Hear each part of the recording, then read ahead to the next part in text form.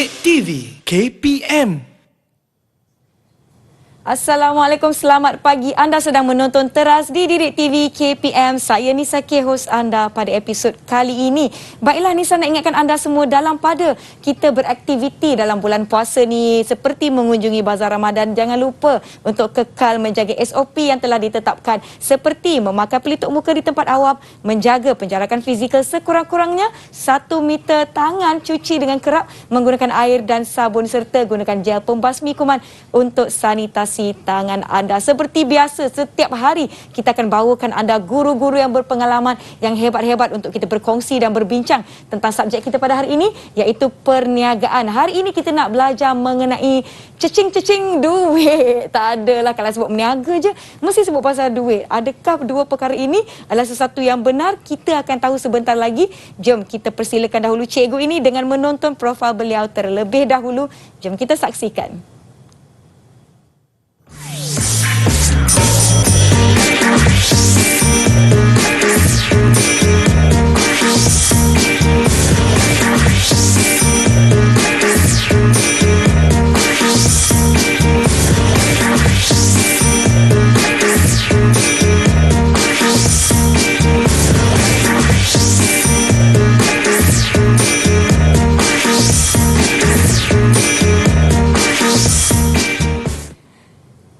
Jom kawan-kawan semua, kita persilakan Cikgu Muhammad Hamzi dari SMK Raja Jumaat Port Dickson. Apa khabar Cikgu? Selamat pagi. Selamat pagi, Alhamdulillah. Baik, sihat. sebelum itu saya nak ingatkan kepada anda semua, sekiranya kita sudah berada dalam jarak yang selamat atau apabila anda perlu membuka pelitup muka anda, jangan lupa untuk simpan pelitup muka anda di dalam bekas yang bersih. Jangan letak merata-rata ya kawan-kawan. Contoh ya, macam Nisa ada bekas plastik ni, boleh simpan. Yang penting ianya masih bersih untuk digunakan kembali dan tidak melebihi penggunaan selama 8 jam. Kalau dah kotor, guna pelitup muka yang baru. Baiklah, Cikgu Hamzi. Ya, hari ini kita nak belajar pasal duit ke?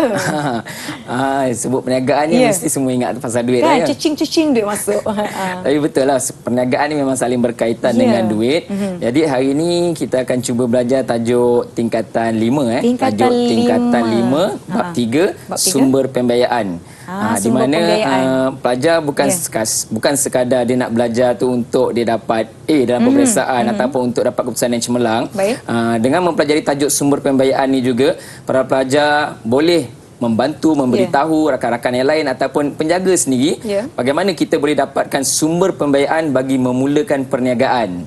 Baiklah, saya kira topik ini bukan sahaja berguna untuk mereka yang mempelajari subjek ini, tetapi untuk mereka di luar sana. Maklumlah sekarang kan cikgu, banyak orang yang menceburi bidang perniagaan, nak cari pendapatan lebih di samping pekerjaan yang sedia ada. Baiklah, tapi saya tidak berseorangan. Saya nak kira duit ni banyak ni cikgu.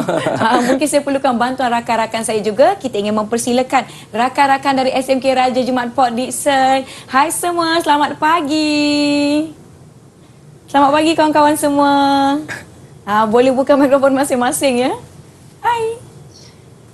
Wah, semuanya dah bersedia dan bersemangat. Jom kita berkenalan dahulu dengan mereka. Kita akan mulakan dengan adik Aisyah. Silakan perkenalkan diri anda.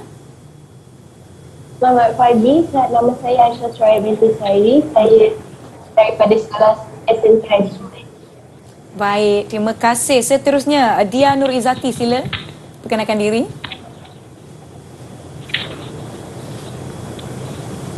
Dia? Silakan Dia. Agak-agak mereka dengar kita ke tidak? Assalamualaikum dan selamat pagi. Nama saya Dia Nur Izzati daripada SMK Raja Jumaat. Terima kasih. Seterusnya, Laili. Siapa Laili? Sila perkenalkan diri anda. Assalamualaikum dan salam sejahtera. Nama saya Laili Mukarramah dari SMK Raja Jumaat. Terima kasih Laili. Zingying, silakan perkenalkan diri anda. Selamat sejahtera kepada semua. Nama saya Tok Singing dari Sekolah SMK Raja Jumaat. Baik, terima kasih. Seterusnya kita ada kawan yang bernama Chai Sian. Silakan. Salam sejahtera kepada semua. Nama saya Chung Chai Sian daripada Sekolah SMK Raja Jumaat. Baik, terima kasih. Yang terakhir sekali kita ada Jing En. Silakan Jing En. Selamat pagi semua. Nama saya Chung Jing En, calon berniaga SPM 2021. Baik, terima kasih. Dan kepada semua yang menonton kita di rumah, sekiranya anda juga calon bagi subjek perniagaan ini untuk SPM 2021 ataupun sekiranya anda perlukan sedikit informasi ataupun input berkenaan dengan bagaimana nak membiaya perniagaan anda, ini adalah hari dan waktu yang anda perlu betul-betul fokus sepanjang kita bersiaran 1 jam ini. Sediakan pen dan kertas untuk sama-sama mencatat segala ilmu dan perkongsian dari Cikgu Hamzi. Tapi sebelum tu kan Cikgu, kita ada video daripada rakan-rakan kita berkenaan dengan subjek ini. Jom kita saksikan video ini.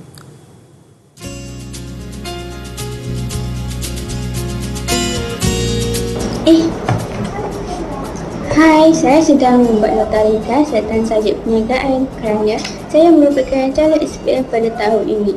Walaupun ada 11 bab untuk saya mengulang kaji, tetapi dengan nota ringkas ini, saya akan lebih mudah faham dan dapat membacanya dengan lebih mudah. Gunakan teknik ulang kaji kertas satu dan kertas dua dengan betul. Buat kerja khusus untuk mendapatkan 2 markah penuh. InsyaAllah, kita semua akan cemerlang dalam subjek perniagaan. All the best semua. Saya merupakan calon perniagaan SPM 2021. Saya mempelajari subjek ini kerana saya rasa saya boleh dapatkan A dalam subjek ini. Selain pada itu, saya berharap melibatkan diri dalam perniagaan sebenar suatu hari nanti. Jom kita belajar pandai-pandai, dapatkan A dalam subjek ini dan harap semua calon perniagaan SPM 2021 dapatkan keputusan yang cemerlang dan jadikan subjek perniagaan ini sebagai subjek favourite kita. Good luck everyone.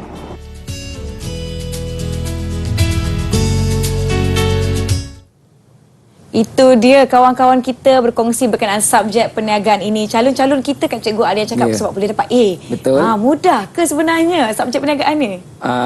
Kalau tanya cikgu, mudahlah. Tapi untuk keseluruhannya, jika pelajar betul-betul menguasai konsep yang ada dalam setiap tajuk, setiap bab, lebih kurang ada 11 bab yang perlu dipelajari, dan dikaitkan dengan kehidupan seharian dia, insyaAllah dia boleh menjawab soalan yang keluar dalam peperiksaan sebenar tu dengan lebih baik lah. Tapi kan tadi Cikgu ada sebut topik kita hari ini khususnya kepada sumber pembiayaan perniagaan. Maknanya modal lah Cikgu kan? Betul loh. Saya belum masuk lagi tapi Nisa dah masuk dah lah tu. Sebut dah. Mungkin kita teaser lah sikit Cikgu. Mungkin Cikgu boleh Betul. kongsikan secara kasarnya apa yang kita nak pelajari pada hari ini Cikgu. Okey Nisa, jadi untuk hari ini kita akan membawa satu situasi berkaitan satu isu penyelesaian masalah, mencari sumber modal perniagaan. Jadi nanti kita akan tengok dulu berkaitan apa yang perlu kita selesaikan. Jadi para pelajar dan juga semua penonton di rumah perlu bersedia untuk belajar tajuk sumber pembiayaan dan juga tahu bagaimana untuk kita selesaikannya.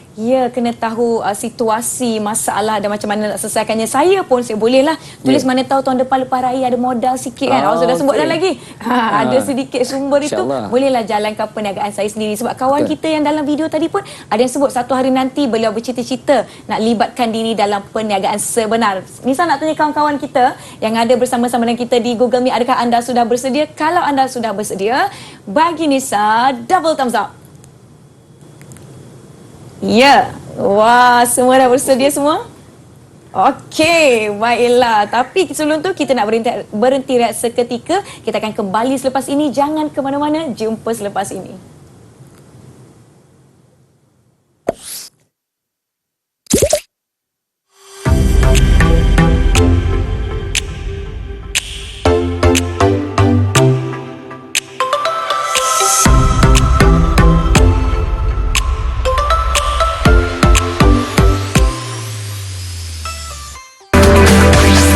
Didik TV KPM.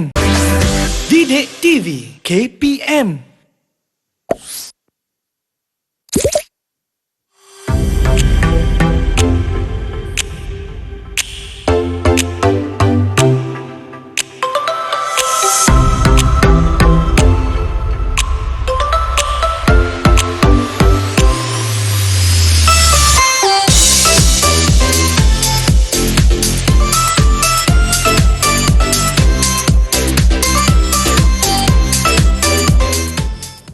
Kembali menonton teras di Didik TV KPM masih bersama saya Nisa dan juga Cikgu Hamzi serta rakan-rakan dari SMK Raja Jumaat Port Dickson. Baiklah Cikgu, kita pun tak nak buang masa.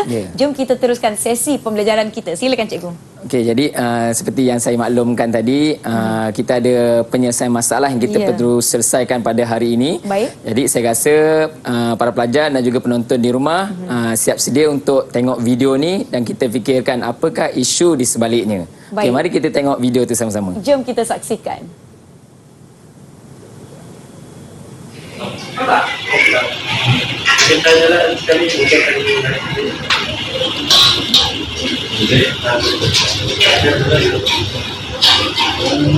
Encik, abang tanya, ada tak baju raya untuk lelaki?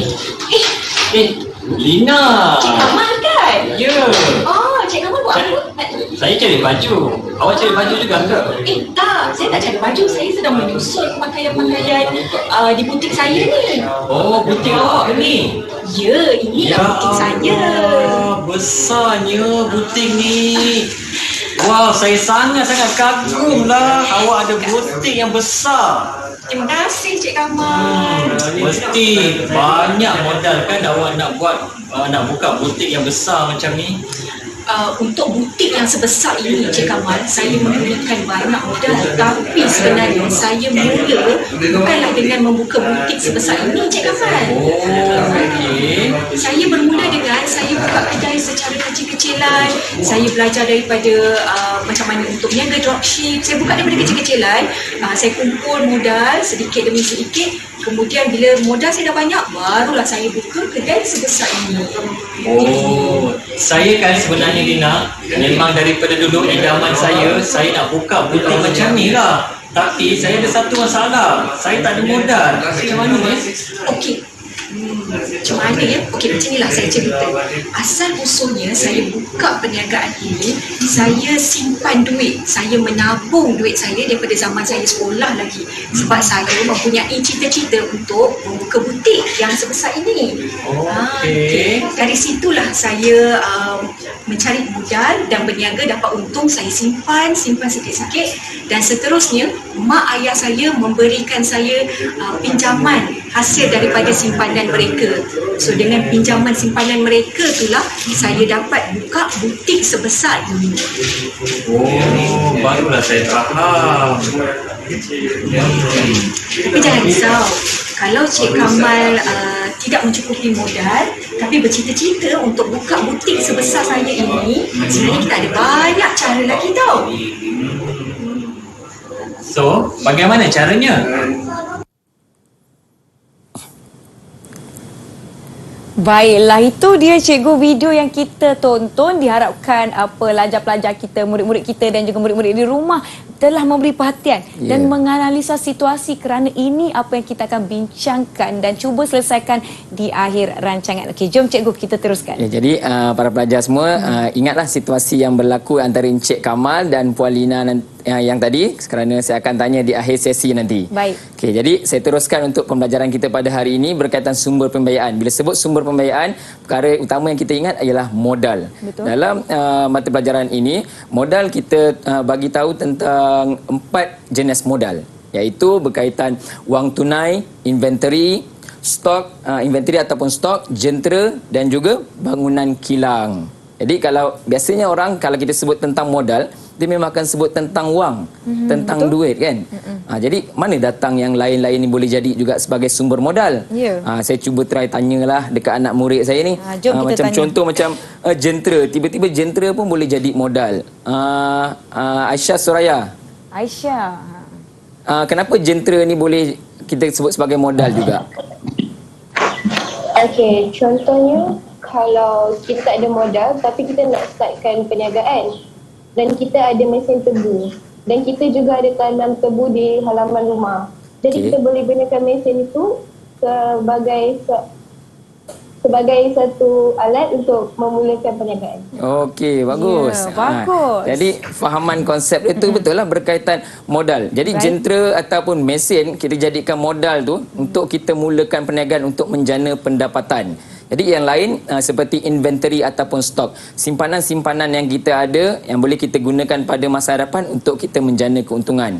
Dan last sekali ialah berkaitan bangunan kilang ataupun mana-mana bangunan kedai lah. Kita gunakan bangunan tersebut sebagai cara untuk kita memulakan perniagaan. Jadi kat sini 4 jenis modal. Jadi berdasarkan modal-modal ni baru kita akan tengok bagaimana kita nak dapatkan sumber pembiayaan. Okey, saya teruskan, iaitu sumber pembiayaan perniagaan kita bagikan kepada 2, dalaman dan juga luaran. Dalaman ni benda yang paling senang kita dapat. Luaran ni adalah melibatkan bank ataupun institusi kewangan di luar sana yang perlu melakukan beberapa prosedur untuk mendapatkannya. Jadi first kali kita cuba tengok sumber pembiayaan dalaman lah. Okey, sumber pembiayaan dalaman yang paling mudah, yang paling cepat untuk kita dapat ada 2. Yang pertama ialah simpanan peribadi, seperti mana dalam video tadi tu, simpanan dari kecil lagi, tak kira lah kamu simpan tu di mana. Yang kedua ialah modal daripada keuntungan yang kita sebut sebagai reserve. Okey, reserve ni maksudnya sesuatu yang diperuntukkan atau disimpan khas bagi satu tujuan tertentu pada masa akan datang. Mungkin ada pelaburan yang kita buat, keuntungan daripada pelaburan tersebut kita gunakan sebagai modal lah. Okey, jadi simpanan peribadi. Saya cuba tanya pelajar saya lah, bagaimana, adakah pelajar saya dah menyimpan duit daripada sekarang ke? Contoh macam Dia Izzati ni saya tahu keluarga dia berniaga. Jadi dia mungkin ada simpanan duit ke? Jadi dia, bagaimana awak simpan duit?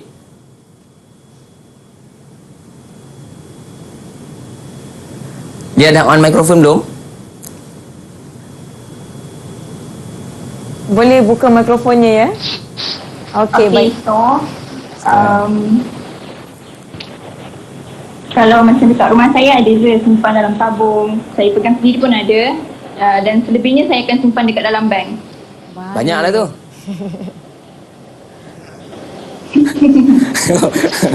Hashtag biarlah rahsia. Biarlah rahsia. Okey dia, terima kasih. Jadi begitulah berkaitan simpanan peribadi, dia boleh jadi simpanan tu daripada hasil kita sendiri yang kita simpan dalam tabung ataupun bawa bantal kat dalam rumah, atau selebihnya kita simpan yang lebih selamat di bank lah. Dan simpanan ni juga boleh dikategorikan daripada simpanan keluarga kita. So macam situasi kita memerlukan modal, mungkin mak ayah kita boleh bagi kita loan, bagi pinjaman untuk mulakan perniagaan tersebut. Jadi itu pun dalam kategori sumber pembiayaan dalaman. Okay, ni tajuk ni mudah sikit, sumber pembiayaan dalaman sebab sangat berkaitan dengan kita. Jadi saya teruskan untuk sumber pembiayaan luaran yang kita perlu tengok dengan lebih mendalam lagi. Okey, sumber pembiayaan dalaman saya senaraikan sini ada 7. Okey, ada 7, bermula dengan modal permulaan ataupun pinjaman, kemudian sewa beli, diikuti dengan pajakan, overdraft, ar-rahnu ataupun pinjaman gadaian, diikuti dengan pemfakturan dan juga share. Ada 7 ni yang kita nak belajar konsep-konsep yang ada dalam sumber pembiayaan luaran ni supaya kita faham bagaimana kita boleh mendapatkannya. Okay, jadi sebelum saya teruskan penerangan tentang sumber pembiayaan luaran ni, yang paling senanglah saya nak minta pelajar saya jawab dulu berkaitan modal permulaan pinjaman. Pinjaman. Kalau kita nak pinjam duit dekat bank ni, kita boleh minta suka-suka hati ke nilai dia? Banyak dia tu. Boleh ke Nisa?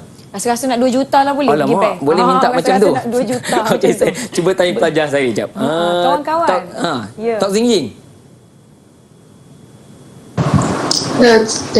Saya nak tanya ni. Memang kalau nak buat pinjaman di bank, memang boleh pinjam nilai yang kita suka ke? memang pinjaman tertentu sendiri cikgu. Tapi nilai tersebut mesti dirujuk pada kelayakan pinjaman juga. Okey. Okey, betul-betul. Maksudnya tak boleh minta sesuka hati lah. Walaupun amount pinjaman tu ada nilai yang bebas. Macam Nisa cakap tadi nak pinjam 2 juta. Tapi seperti yang Zingying cakap, perlu tengok pada kelayakan kita lah. Okey, betul Zingying. Okey, saya teruskan untuk tajuk yang pertama ni berkaitan modal permulaan pinjaman. Kebanyakannya kita perolehi daripada bank, institusi kewangan ataupun agensi kerajaan. Jangan buat pinjaman dengan mana-mana agensi yang tidak sah di sisi undang-undang. Sebab apa? Memang cara nak dapatkan tu senang. Tapi apa kesan dan akibatnya? Betul. Jadi jangan buat pinjaman dengan mana-mana syarikat yang tidak berlesen, yang tidak dibenarkan di sisi undang-undang. Jadi kita tak nak nanti perkara yang tak sepatutnya berlaku. Ya, bukan berlaku pada diri kita je, Betul. tapi pada ahli keluarga kita. Itu yang kita nak elak sebenarnya. Okey, betul tu Nisa. Okay, jadi sumber pembiayaan pinjaman ni, jumlah pinjaman kita akan sesuaikan ikut kelayakan. Memang kita perlu tentukan berapa yang kita nak, tapi kita perlu tahu berapa yang kita mampu bayar setiap bulan. Jadi pihak bank, institusi kewangan akan meluluskan berdasarkan gaji yang kita ada untuk bayar setiap bulan tu. Okay, itu yang pertama berkaitan pinjaman. Okay, yang kedua, sewa beli. Sewa beli yang paling mudah ialah aktiviti menyewa aset dengan tujuan membeli. Bukan sewa je. Maksudnya dia memang ada niat untuk membeli, yang biasanya kenderaan, rumah. Kita biasa melibatkan sewa beli dengan pihak bank. Bank membeli aset ini dan menyewakannya kepada usahawan. Ini sebenarnya paling dekat dengan kita lah dalam kehidupan seharian kita. Jadi para pelajar pun, kalau saya belum ajar pun, sepatutnya dia boleh terang sikit ni berkaitan sewa beli. Baik. Saya cuba pula lah. Ya. Jing Eun. Ya, cikgu. Jing Eun, secara umumnya lah, bila saya dah sebut sewa beli ni berkaitan sewa beli kereta, rumah, apa yang awak boleh cakap tentang sewa beli? Tentang sewa beli, saya ingat usahawannya yang perlu membayarkan deposit secara bulanan dan parkirnya sebelum semua ansuran dibayarkan. Jing Eun nak cakap perlu bayar deposit. Okey, dia kata bayar deposit dan bayar secara bulanan. Okey, itu secara umumnya memang begitu. Sebab kita tahu kadang kat rumah ayah kata nak pergi bayar duit kereta ataupun minta tolong anak pergi bank in kan. Jadi benda tu memang relate sangat dengan tajuk ini berkaitan sewa beli. Bila pelajar sebut dia sewa beli, dia tahu perlu ada deposit. Memang kat luar sana kita ada nampak zero down payment ke, tapi itu lebih kepada promosi lah. Tapi yang biasanya untuk membeli kereta, rumah, kita perlukan deposit. Sekurang berapa persen Nisa? 10% kan? Kebanyakan macam itulah. Perlukan 10% daripada harga sebenar kenderaan tersebut, kita bayar deposit, diikuti dengan bayaran setiap bulan. Jadi adakah kenderaan tersebut telah jadi milik kita Nisa? Tak habis bayar, belum lagi lah cikgu jadi kan? bila jadi hak milik? Dah jadi hak milik, maknanya kita dah habis bayar. Dah habis bayar. Pandai Nisa. Dah boleh. Memang tu jawapan yang kita nak untuk calon-calon perniagaan SPM ni. Sebab dia tahu kenderaan tersebut masih belum menjadi hak milik dia selagi belum selesai bayaran. Betul. Jadi bila dia tak bayar bulanan-bulanan tu, apa akan jadi? Kena tarik. Nanti kereta kita boleh kena tarik. Nanti institusi yang kita buat pinjaman tu akan call kita, bayar bulan ni. Untung kalau dia call, kalau dia tak call terus datang terus datang ambil, memang kena tarik. Jadi elakkan. Sebab apa?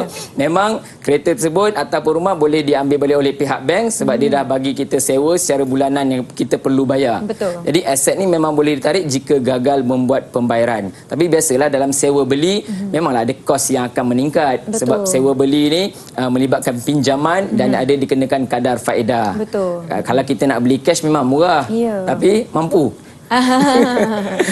Jadi susah sikit lah. Kalau jaranglah kita nak beli kenderaan. Kalau motor tu mungkin consider lagi lah. Tapi kalau kereta nak beli cash tu terlampau kaya lah. Terlampau kaya. Okey, saya teruskan. Untuk sumber pembiayaan yang berikutnya berkaitan sumber pembiayaan pajakan. Okay, sebut pajakan dengan macam pajak, macam pajak gadai. Tapi bukan pajak gadai ni. Lain ni cikgu. Lain. Kena betulkan konsep tu balik. Takut nanti pelajar saya pun terkeliru pajakan, pajak gadai. Bukan yang tu. Pajakan ni sebenarnya ialah usahawan menggunakan aset untuk membayar sewa secara bulanan. Seperti gambar yang saya paparkan ni, akan ada syarikat-syarikat yang membuat konsep pajakan ni, di mana dia menyewakan barang tersebut kepada kita untuk kita gunakan dalam urusan perniagaan kita. Dan jika berlaku kerosakan, kita boleh telefon syarikat tersebut untuk datang baiki. Ni biasanya macam di sekolah saya lah, mesin photostat. Mesin photostat, biasa sekolah kadang tak beli. Ada sekolah beli, tapi macam sekolah yang tak beli, dia perlu bayar secara bulanan. Saya tak tanyalah kan, saya punya kerani kan berapa bulanan kan. Mana dalam berapa rim kertas untuk jalan tu ada nilai dia. Jika berlaku kerosakan, kita akan call technician untuk datang baiki. Baik. Wah, ini saya baru tahu tentang pajakan ni. Pajakan selain daripada ni, mungkin macam bas kan, orang meniaga syarikat bas. Kalau dia tak mampu beli bas secara sewa beli tu, dia ada juga konsep pajakan yang mana dia boleh bayar secara bulanan. Jadi barang tersebut kita gunakan untuk dapatkan keuntungan. Jadi keuntungan tu kita boleh buat bayar. Baik. Okey, faham. Jadi ni usahawan merupakan penyewa yang membayar harga penggunaan aset seperti yang telah dipersetujui. Bila habis bayar, bukan kata mesin photostat tu hak milik dia. Biasanya taklah. Tapi kalau dia nak beli, dia ada pilihan untuk buat demikian. Ini bermakna barang yang diberi kepada kita untuk digunakan tu kita gunakan untuk mendapatkan untung. Dan untuk bantu kita bayar bulan-bulan jugalah. Dan kita tak perlu nak baiki kalau rosak. Ya, betul. Okey, baik, setakat ni kawan-kawan semua faham ya? Faham lah, saya rasa mereka faham tu. Yang di rumah pun faham. Kalau faham, bagi Nisa double thumbs up boleh? Semua mengikuti. Baiklah cikgu, saya nak sebut sedikit kan berkenaan dengan dengan kita punya musim pandemik ini. Banyak cabaran yang dihadapi, terutamanya pada guru-guru di seluruh Malaysia yang telah pun saya kira keluar daripada kepompong selesa masing-masing. Dan dengan itu kita ada kempen hashtag terima kasih cikgu. Antara ucapan digital yang kita terima adalah seperti anda lihat di belakang saya ni dan juga di kaca TV anda. Kadnya berwarna pink. Terima kasih daripada Faizah Amni. Thank you for being a great teacher in the world. Hashtag terima kasih cikgu.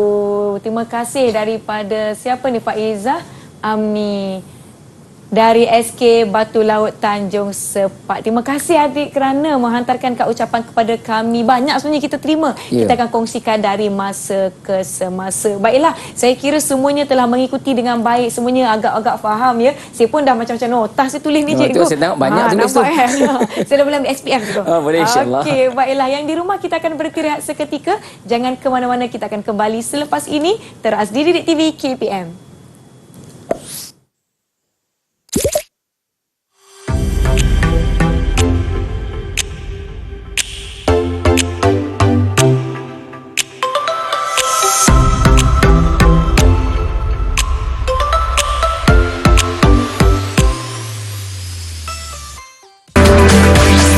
Didik TV KPM. Didik TV KPM.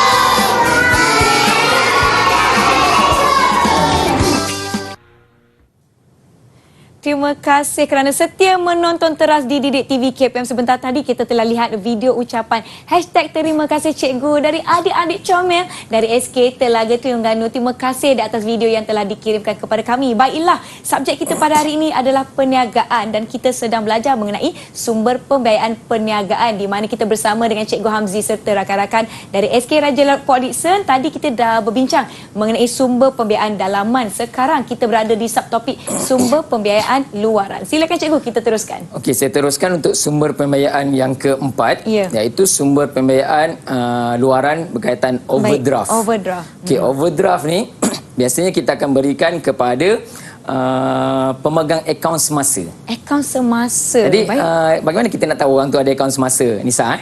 Akaun semasa ni bukan akaun yang dimiliki oleh perniagaan, bukan akaun peribadi. Tapi kalau tak berniaga pun boleh ada kan? Ya, boleh ada cikgu. Okey, ini saya baru tahu. Baik. Okey, sebenarnya untuk yang ada akaun semasa ni adalah keperluan untuk dia membuka buku cek. Jadi kalau nak buka buku cek, dia wajib ada akaun semasa lah. Jadi dengan adanya akaun semasa, biasanya perniagaan ni senang menggunakan cek untuk perniagaan yang dijalankan. Okay, jadi kalau sebut overdraft, sepatutnya daripada perkataan tu sendiri pun dah boleh nampak tu. Okay, jadi pelajar saya, saya tak tanya siapa lagi. Chai Sian. Tanya cikgu.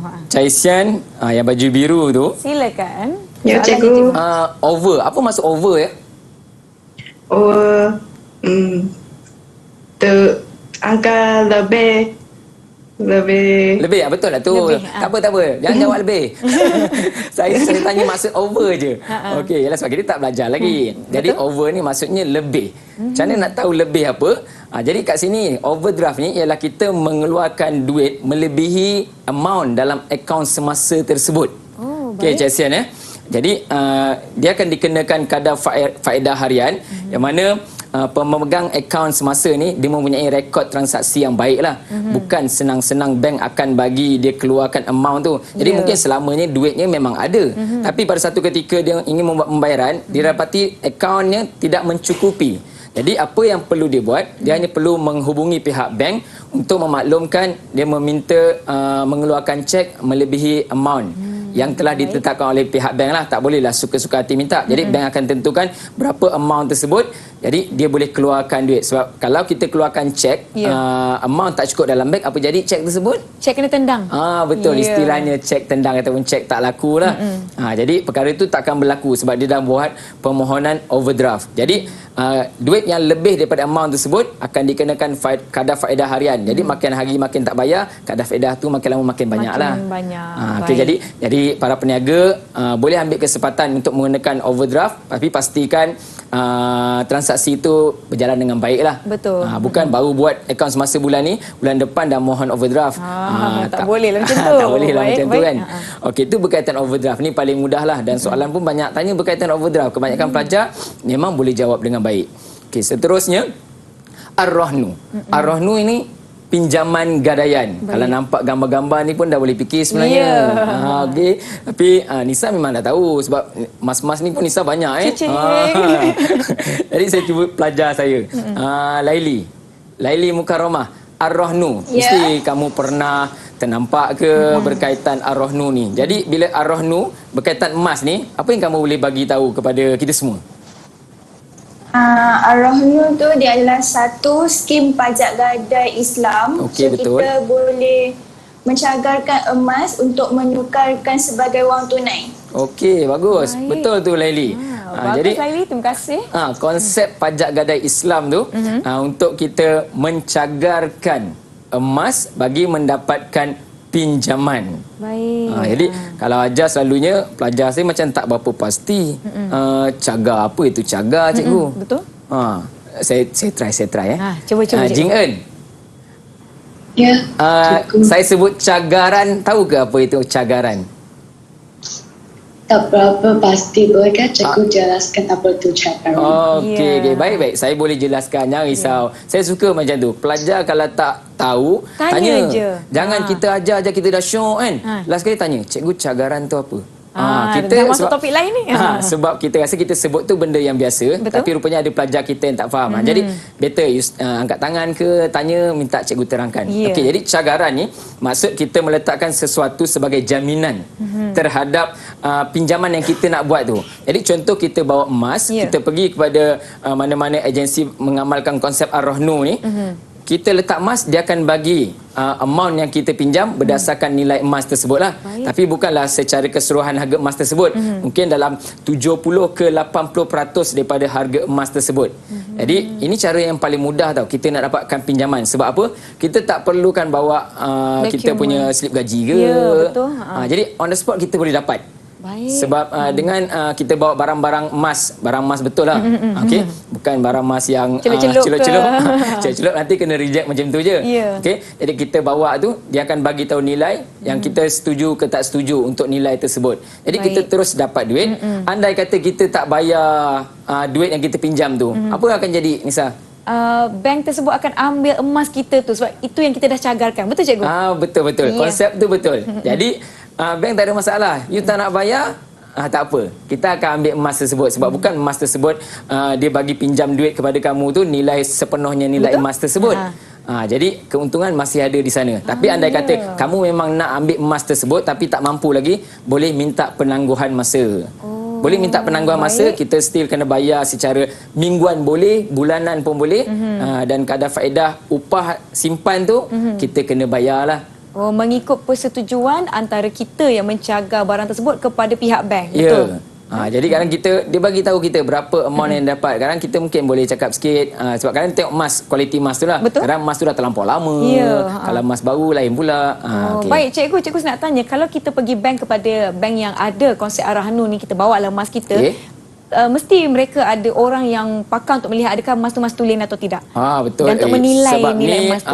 Agensi kerajaan yang betul-betul menjalankan perniagaan sebab nak bagi pinjam duit. Jadi bila kita nak bagi pinjam duit tu, mestilah emas yang dia nak tengok tu betul-betul dia memang ada mesin dia untuk dia kena pasti emas tu tiruan ataupun tidak. Dan kadang-kadang kebanyakan agensi Ar-Rahnu ni mengamalkan konsep Ar-Rahnu ni, dia kadang minta kita surat beli emas tu tau. Sebagi mengelakkan kes curi kan. Betul-betul. Kes Bukti yang kita pemilik. Ragut tiba-tiba terus pergi Ar-Rahnu. Itu letak kat sana dapat duit dia memang tak ambil dah. Betul.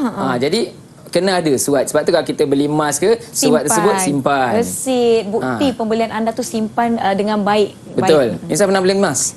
Pernah. Jadi bukti pembelian tu kena simpan. Tapi kalau rasa tak nak digadaikan, tak nak jadikan Ar-Rahnu ni, tak ada masalah lah. Tapi kita tak tahu situasi akan datang, apa-apa boleh terjadi. Jadi kita buat persediaan. Seterusnya untuk sumber pembiayaan yang berikutnya ialah pemfakturan. Pemfakturan, gambar sini saya sediakan invoice. Kenapa invoice kat sini? Iaitu kemudahan pembelian akaun penghutang ataupun invoice bagi sesebuah perniagaan. Yang kedua, syarikat pemfakturan ataupun bank akan membeli invoice akaun belum terima ni pada harga diskaun. Kalau tengok dua poin ni, Nisa faham? Tak berapa, cikgu. Dia memang kalau tengok poin je tak faham, tapi poin tersebut memang poin lah kalau untuk dalam peperiksaan. Jadi situasi pemfakturan ni seperti macam Nisa syarikat pembekal. Jual barang kepada saya lah. Contoh dalam barang harga RM10,000. Saya nak jual ni gel pembasmi kuman. Banyak kan? RM10,000 botol. RM10,000. Bila saya dah dapat barang tersebut, saya dah jual, mungkin anda kata saya tak dapat untung ke, ataupun saya dapat untung, duit tersebut saya guna untuk bayar lain. Nisa minta dengan saya tak mampu bayar. Saya kata nanti saya bayar. Nanti saya bayar. Dah banyak kali minta, dia jadi hutang tu jadi hutang lapuk. Hutang yang dah terlampau lama, yang tak boleh. Sebab Nisa kalau nak bawa kes ke mahkamah pun, mungkin kos tu tinggi. Betul. Jadi apa yang Nisa boleh buat ialah pergi kepada bank ataupun institusi kewangan yang menyediakan kemudahan pemfakturan ni. Mereka akan membeli invoice tersebut. Jadi invoice RM10,000 yang bagi dekat saya tu. Saya dah faham. Saya dah dapat konsep dia, cikgu. Macam mana? Pergi pada bank. Bank beli invoice tersebut. Syarikat pemfakturan ni. Di mana saya sebagai syarikat pembekal dah dapat duit saya. So yang menghutang tu akan bayar pada bank. Jadi duit berapa Nisa dapat? Dapat RM10,000 lah. Dia takkan dapat RM10,000. Takkan dapat Sebab RM10,000. kita akan pindahkan tugas mengutip hutang tu kepada pihak bank. Jadi Nisa memang perlukan duit tersebut. Jadi bank akan bagi tahu berapa amount yang dia akan bagi. Contoh dia kata, kita boleh beli invoice ni dengan harga RM8,000. Mungkin Nisa rasa RM8,000 tu jauh, RM2,000 short. Tapi sebabkan perlukan duit, daripada tak dapat langsung, dapatlah 80%. Dapat juga 80%, contoh dapat RM8,000. Jadi pihak bank akan ambil invoice tersebut dan pergi kepada saya untuk minta. Jika saya tak mampu bayar, biasanya bank dia ada syarikat guaman dia sendirilah. Jadi I see you in court lah. I see you in court. Jadi Nisa dah selesai kat situ. Maknanya pihak pembekal walaupun tidak mendapat jumlah yang sepenuhnya, dapat jugalah dalam jumlah yang agak banyak, aliran tunai itu. Baik. Kita dah pergi kepada topik ataupun poin ke-7 dalam pembiayaan luaran, sumber pembiayaan luaran. Kita ada poin terakhir tapi kita akan simpan. Sebelum itu kita akan berehat seketika. Jangan ke mana-mana, kekal menonton Didik TV KPM.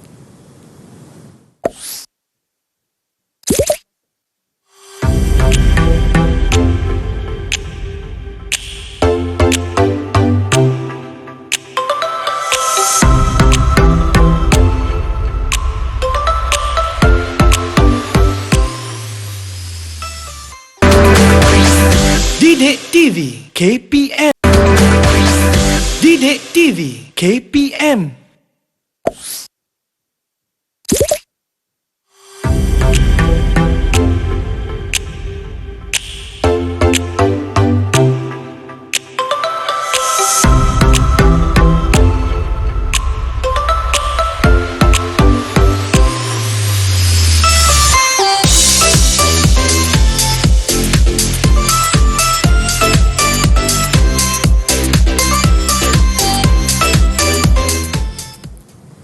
Kembali menonton teras di Didik TV KPM bersama saya Nisa K. Masih bersama Cikgu Hamzi dan rakan-rakan dari SMK Raja Jumaat Port Dickson. Jom Cikgu kita pergi kepada poin yang terakhir dalam sumber pembiayaan luaran. Silakan Cikgu. Okey, sumber pembiayaan luaran yang terakhir ialah berkaitan share. Baik. Sebut share biasa kita kaitkan dengan saham lah. Baik. Saham perniagaan yang mana saham ataupun share ni merupakan bahagian dalam modal sesuatu perniagaan untuk menerbitkan saham. Bank saudagar, merchant bank ni yang biasanya menawarkan perkhidmatan kepada syarikat berhad, sama ada syarikat awam berhad ataupun syarikat sendirian berhad, bertindak sebagai penanggung jaminan terbitan share. Jadi kebanyakan syarikat-syarikat ni dia mungkin ada simpanan saham tersebut. Jadi saham yang kita laburkan di syarikat tersebut, kita boleh dapat keuntungan melalui dividen ataupun bonus tahunan. Jadi dengan duit yang kita dapat di situ, kita boleh jadikan sebagai sumber pembiayaan luaran untuk kita memulakan perniagaan. Jadi dah ada 7 lah. 7 sumber pembiayaan luaran dan 2 sumber pembiayaan dalaman. Jadi di sini saya nak bawa pelajar kembali balik kepada video yang kita tengok mula-mula tadi berkaitan, adakah masih ingat? Berkaitan Cik Kamal dan Puan Lina tadi. Baik. Saya kena ingat tu. Jadi adakah anda ingat situasi masalah yang berlaku di sana? Jadi sekarang kita nak cuba selesaikan masalah Cik Kamal tersebut. Macam mana Nisa nak selesaikan tu? Okey, di mana situasi tadi saya ingat Cik Kamal ni dia pergi ke butik Puan Lina. Dia rasa macam wah saya pun nak ada cita-cita lah nak ada perniagaan seperti Puan Lina, nak buka butik, tapi dia tak ada modal, tak ada sumber pembiayaan. Macam mana tu?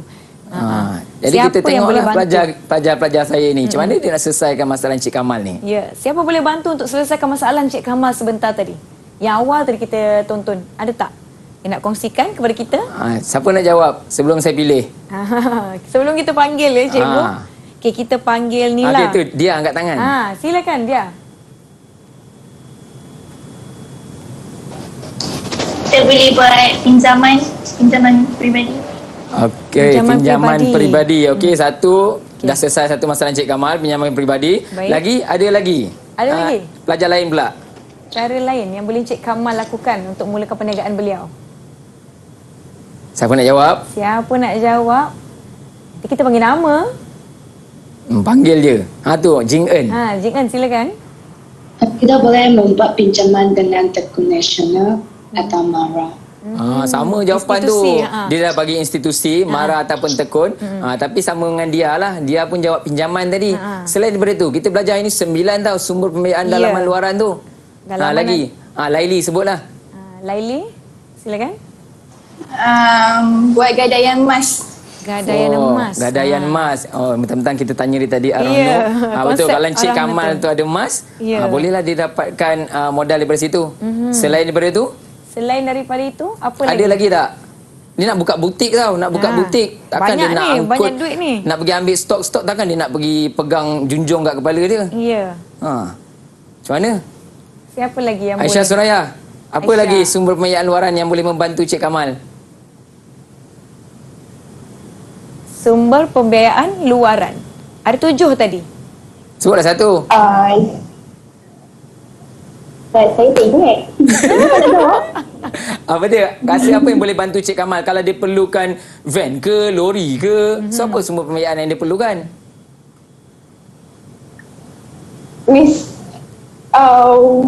Mungkin gemuruh kawan kita tu. Tak apa, saya bantu. Okay, Nisa. Nisa bantu. Sewa beli ya? Betul. Sewa beli. Semua bayaran sewa beli. Nak beli van ke kereta untuk angkut barang-barang. Jadi perlukan tu. Selain daripada sumber pembiayaan dalaman yang Cik Kamal ada, dia mungkin ada modal simpanan sendiri sikit. Mungkin jadi minta pada ibu dan bapa. Jadi ditambah dengan sumber pembiayaan luaran tersebut, mungkin Cik Kamal sendiri boleh memulakan perniagaan butik yang dia nak lah.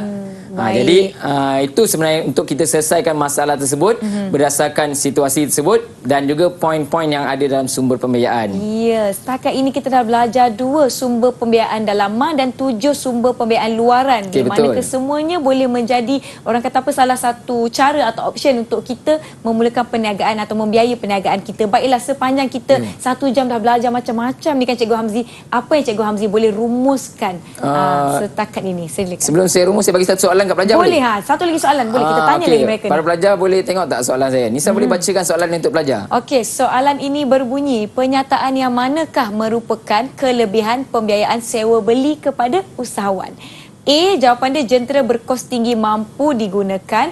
B, kadar faedah tidak dicaj ke atas ansuran. C, wang pendahuluan tidak diperlukan ketika membeli. D, hak milik jentera diperoleh sebaik saja deposit dibayar. Okey, para pelajar tulis jawapan dekat kertas. Tolong angkat jawapan kamu. A, B, C atau D? Ya. Yang manakah merupakan kelebihan? Cepat, itu siapa kata angkat kunci. dulu? Siapa angkat dulu, balik saya belanja. Ya. Kelebihan pembiayaan sewa beli. Okey, jawapan Laili mereka tak nampak? adalah... Sini sikit. Okey. Jason. Laili, okey. Tak Zing. Jinging. Oh, senang sangat soalan ni. Semua jawapan A. Semua jawapan A, betul. Jentera berkos tinggi mampu digunakan. Mampu digunakan. Senang sangatlah soalan ni. Senang sangat. Kita bagi soalan lain lah, Bagi cikgu. soalan lain. Okey, soalan berikutnya saya try. Okey. Gambar berikut berkaitan dengan salah satu sumber pembiayaan. Antara berikut yang manakah menjelaskan sumber pembiayaan tersebut? Nampak gambar mesin photostat RM68 sebulan. 1. Pengecualian cukai, pengecualian atas kos penyelenggaraan. Kadar faedah dikira mengikut kadar harian. 3. Penggunaan aset mengikut tempoh tertentu. 4. Menjadi hak milik selepas pembayaran dijelaskan. A, B, C dan D. Tolong tengok dan buat pilihan. Jangan tanya orang lain. Jangan chat dekat Google. Wah. Siapa tu? Aisyah Suraya. Ya. Okey, dah ada jawapan. Okey, kekalkan jawapan anda. Laili dah jawab, Aisyah dah jawab. Kita lihat. Okey, Jing Eun juga. Okey, Jing Eun, Dia B. Chaisen dengan B. Okey, jawapan yang betulnya apa cikgu? Kita nampak 2 jawapan di situ. Jawapan saya B. Jawapan B. Okey, Nisa dah boleh ajar Laili dah. Kenapa? Okey, dia kalau jawab salah, 1 dan 2 kadar faedah dikira mengikut kadar harian. Mesti Nisa ingat tadi. Kadar faedah dikira mengikut kadar harian tu kita cas apa? Kita cas sumber pembiayaan yang mana tu? Ni cikgu cagaran bukan. Sekejap cikgu. Apa tadi? Overdraft. Ya, betul.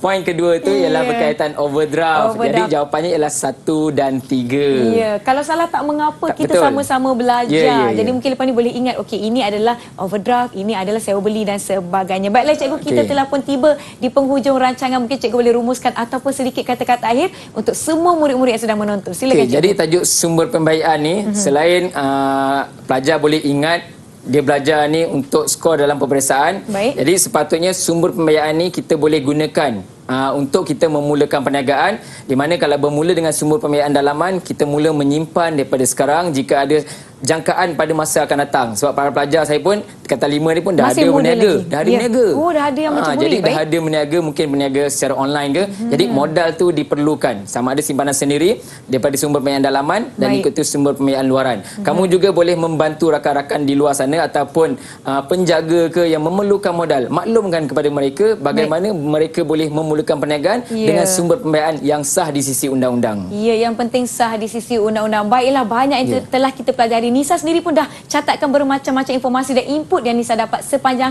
1 jam ini. Kita akan mengakhiri episod kita pada kali ini. Kita akan jumpa selepas ini untuk episod seterusnya. Saya Nisa K. Assalamualaikum. Bye. Terima kasih cikgu. Terima kasih kawan-kawan. Bye.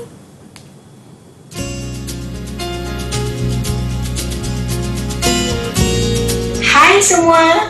Untuk calon-calon perniagaan SPM, khususnya pelajar tingkatan 5, tajuk sumber pembiayaan perniagaan merupakan tajuk yang sepatutnya kita faham dengan mendalam. Kebanyakan soalan daripada bab ini berbentuk situasi dan penyelesaian masalah. Apabila kita faham konsep tentang sumber pembiayaan, agensi yang terlibat, maka mudahlah kita nak skor dalam peperiksaan dan juga senang untuk kita buat kerja khusus yang akan datang ini. Di samping itu juga, dalam kehidupan sebenar nanti, kita dah tahu apa yang kita perlu buat untuk kita mulakan perniagaan. Jom kita sama-sama belajar dalam bab ini.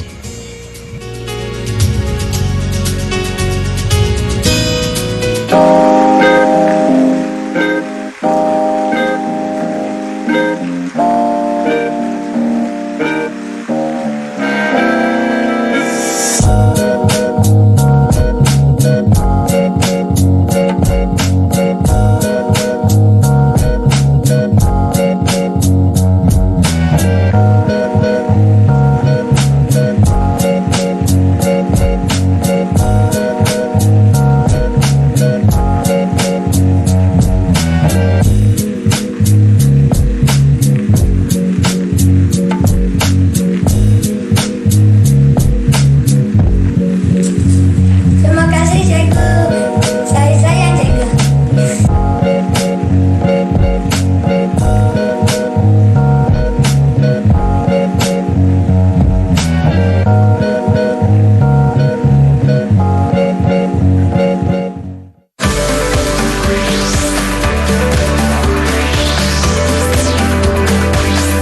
Didik TV KPM